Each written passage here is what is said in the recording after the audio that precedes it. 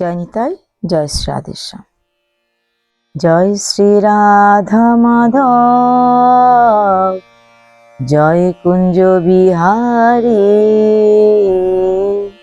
জয় শ্রী রাধা মাধব, জয় কুঞ্জ বিহারী। জয় গোপী জনবল্লভ, জয় গিরিবরধারী। জয় শ্রী রাধা মাধব, জয় কুঞ্জ বিহারী।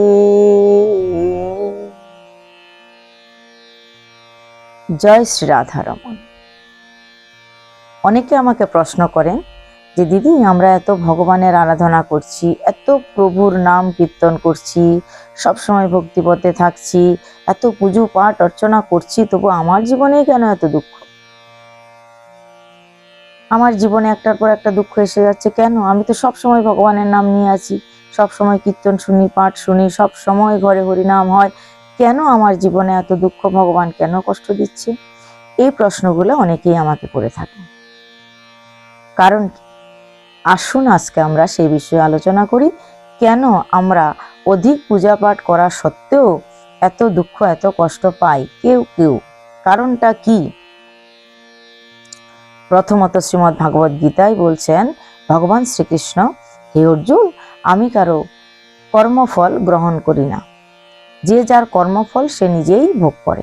তা পূর্বজন্মের প্রারব্ধ অনুযায়ী আমরা সুখ বা দুঃখ ভোগ করে থাকি, পূর্বজন্মের প্রারব্ধকৃত সুখ দুঃখ আমরা ভোগ করে থাকি, এটা তো একটা কারণ চলছে। দ্বিতীয়ত কি? দ্বিতীয়ত কারণ হচ্ছে এটাই, ভগবান প্রথম কারণ, তিনটা কারণ আমরা আলোচনা করব। প্রথম কারণ হচ্ছে ঈশ্বর তাকেই পরীক্ষা করেন যিনি সদা সর্বদা সত্যের পথে থাকেন, যিনি সদা সর্বদা মন প্রাণ দিয়ে একনিষ্ঠভাবে ভগবানের আরাধনা করছেন, একদম অন্তর থেকে, মন থেকে ভগবানকে ডাকছে, যার ভিতরে বাহিরে পবিত্রতা আছে, যিনি ভগবানের শ্রীচরণে নিজেকে সমর্পণ করেছেন, ভগবান তো তাকেই বেশি পরীক্ষা করেন। দেখুন, আপনি বাজারে গেলে কোনো কিছু কেনার আগে ভালো করে দেখে নেন যে এটা ঠিক আছে তো, ভালো আছে তো, কিনলে এটা আমার লাভ হবে তো, বাড়িতে নিয়ে যেতে যেতে নষ্ট হয়ে যাবে না তো। আর একটা ফল কিনলেও মানুষ ভালো করে দেখে নেয়, একটা সবজি কিনতে গেলেও ভালো করে দেখে নিচ্ছেন যে ভালো হবে তো। তো ভগবানের কাছে আমরা যাচ্ছি, ভগবানকে একটু পরীক্ষা করতে পারেন না? ভগবানও আমাদেরকে পরীক্ষা করেন যে আমার এই ভক্ত কেমন, কঠিন কঠিন পরিস্থিতিতে পড়লেও সে কি আমার কথা মনে রাখবে না ভুলে যাবে? একটু কঠিন পরিস্থিতি জীবনে আসলে সে কি আমার থেকে দূরে চলে যাবে, নাকি আমার হয়েই থাকবে? আমার খাঁটি ভক্ত কিনা। সোনাকে যখন আমরা কোনো কিছু বানানোর চেষ্টা করি, তখন তাকে আগুনে পুড়িয়ে তবে তাকে সুন্দর একটা গয়নার আকার দেওয়া হয়। খাঁটি সোনা পড়লেই তো, তপ্ত করলেই তো সে খাঁটি সোনায় রূপান্তরিত হয়। তাই ভক্তকে খাঁটি সোনা করে নিতে চান ভগবান।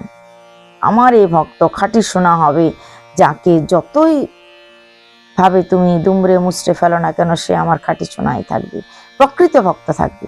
তাই ভগবান তাকে পরীক্ষা করে। দ্বিতীয় কারণ হলো, ভগবান যাকে বেশি ভালোবাসেন তাকেই পরীক্ষা করেন। যখন জীবনে দুঃখ আসবে, বারবার ভগবানকে ডাকা সত্ত্বেও, ভগবানকে না ডাকার সময় তোমার দুঃখ আসছে, প্রারব্ধ অনুযায়ী আসছে যাচ্ছে, কিন্তু ভগবানকে তুমি অধিক সেবা করছো, ভগবানের ভজন করছো, ভগবানের নাম করছো, ভগবানের প্রতি তোমার যথেষ্ট ভক্তি, শ্রদ্ধা, প্রেম, ভালোবাসা আছে, তবু তোমার জীবনে দুঃখ আসছে। দ্বিতীয় কারণ হচ্ছে এটা, ভগবান যাকে বেশি ভালোবাসেন তাকেই পরীক্ষা করেন। এই কারণে ভিতর থেকে তাকে মজবুত বানিয়ে নেন। একটা মা তার সন্তানকে কঠিন পরিস্থিতির মোকাবেলা করার জন্য সেরকম তৈরি করে নেন।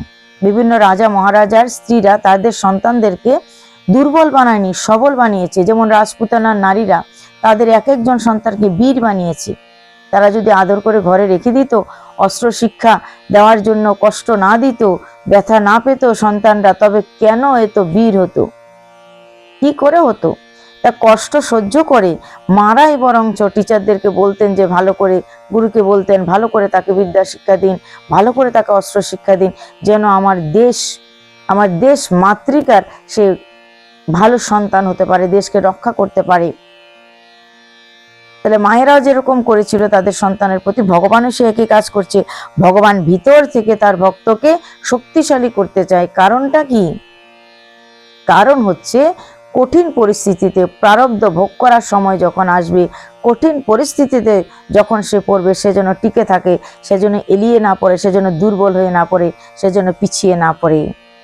ভগবানের সবল সন্তান যেন শক্ত হাতে সে কঠিন পরিস্থিতির মোকাবেলা করতে পারে।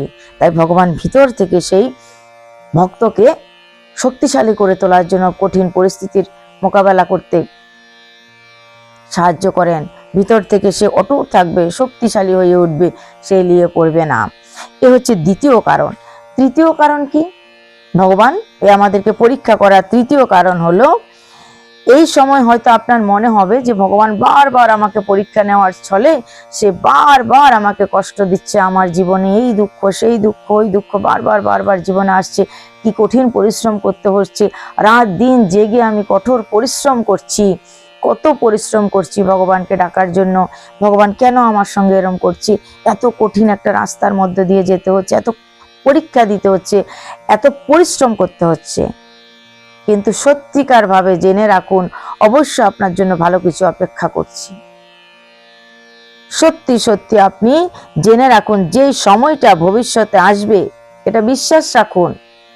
অবশ্যই মন প্রাণ দিয়ে বিশ্বাস করুন, আমাকে ভগবান এত পরীক্ষা নিচ্ছে, এত কঠিন পরিশ্রম করাচ্ছে, অবশ্যই ভগবান আমার জন্য ভালো কিছু চিন্তা করে রেখেছেন, ভালো কিছু ভেবে রেখেছেন। সামনে আমার জন্য যে সময়টা আসছে, অত্যন্ত ভালো সময় আসছে, আর উচ্চ থেকে উচ্চ আসনে বসানোর জন্য ভগবান ব্যবস্থা করছেন। অটুট রাখুন আপনার শ্রদ্ধা, অটুট রাখুন আপনার বিশ্বাস, কোনোভাবেই ভগবানের শ্রীচরণ থেকে এদিক ওদিক যেন না হয়ে যায়। যখন পরীক্ষার শেষ পর্যায়ে আসে, তখন পরীক্ষা একটু কঠিনই হয়, সেই সময়ে ভক্ত কিন্তু এদিক ওদিক হয়ে যাওয়ার সম্ভাবনা থাকে। তাই ধীর স্থির চিত্তে ভগবানের চরণ থেকে সরে যাবেন না। বিশ্বাস করুন, ভালো কিছু আপনার জন্য অপেক্ষা করছে। সম্মান, প্রতিষ্ঠা, মান সবকিছু আপনার জন্য অপেক্ষা করছে, কেবল সময়ের অপেক্ষা। জয় নিতাই, জয় শ্রী রাধেশ্যাম। আজকে এই পর্যন্তই, আবার কাল দেখা হবে।